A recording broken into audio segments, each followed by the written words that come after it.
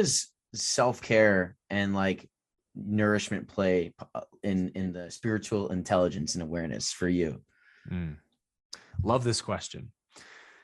I always say that a healthy body is maybe the number one catalyst for spiritual growth. And if you have tried to, experience spiritual growth while neglecting your diet and lifestyle completely, you'll know how absolutely impossible it is to do so. You can't raise your vibration when you're filling your body with low vibrational food and thoughts, and you're not moving the body and letting the body be what it wants to be, which is not just to sit around all day, right? But it wants to move, it wants to be active, it wants to experience. So being sedentary, eating a bad diet is one of the number one hangups for most people in spiritual growth, because people have this disconnection that it's two different things. My body's doesn't have anything to do with my spiritual growth, and it couldn't be more opposite.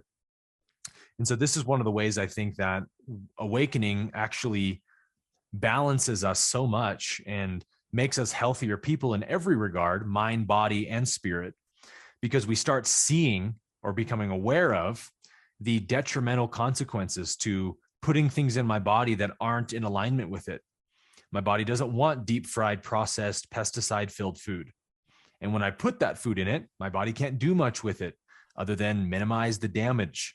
So if I'm that disconnected from my body, I and the world are one. I and this body are one. We're not two separate things. It's all just the one self experiencing itself. So I need to join with my body and listen to it.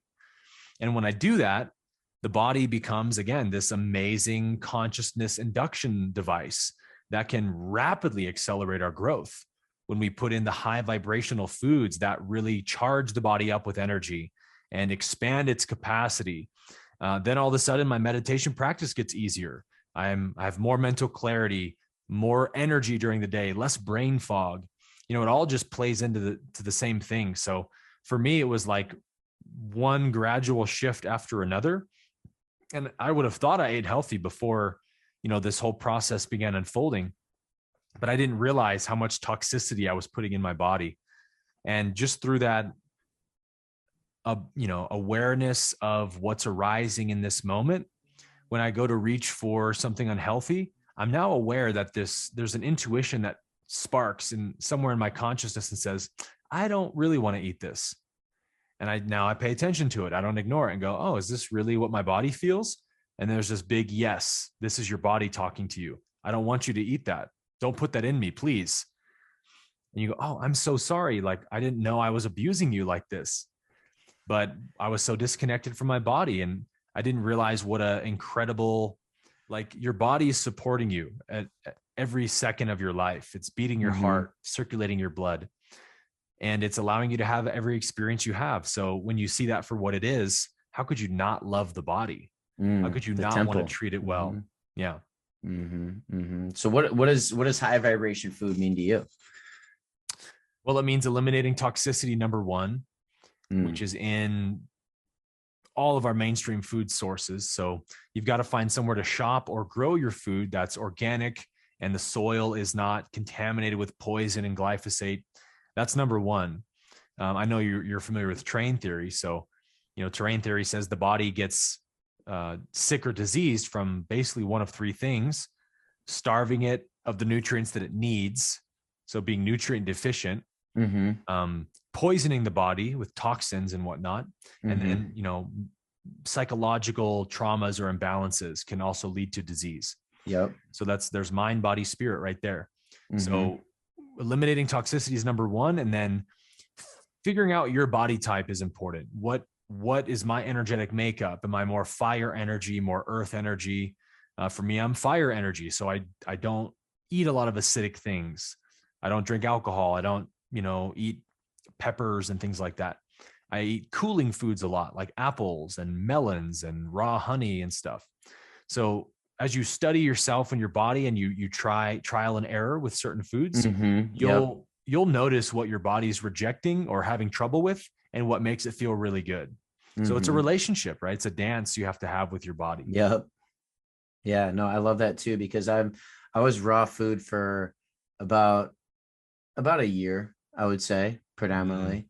And I'm experimenting with other things, because like if I'm going to be giving people guidance on nourishment and what they should put in their bodies, I feel like I need. So I was pretty much on the quote unquote sad diet, processed foods, eating, all the bad things. Yes. And then I got really into fasting, really into juicing, and that's like really what changed my life, actually. Like I Nice. wouldn't be sitting right here talking to you right now if I didn't discover raw foods, right? But then I never really tried other foods with a clean vessel, Mhm. so now I'm in this period of experimentation with other foods, just to see how my body responds to it. So I like how you brought that up, like trial and error, Yeah. right? I think that's an important thing that people need to do. Yeah. Yeah. There's no one size fits all when it comes to diet. Right. We're talking about hundreds of thousands of years of our ancestral lines and whatever Right. they ate, Yep. going into where we are right now, Yep. because then you get into like the raw foodie community that like I have, and it's like the whole concept is, how do we know what's good for us if we're so polluted and toxic, right? Yeah. If we're Yeah. deficient and toxic. So I mean, I get that concept, I get what they're saying, but at the same time, we don't really know what our ancestors ate, like our personal ancestors, Yeah. right? So yeah, just having that trial and error and just working through it is the best way to do it. So I'm glad that you brought that up. Yeah. It's a kind of self knowledge, right? No, Also part of the journey. know thyself. Yes. I'm shocked that it took this long to come to that one. I know, right?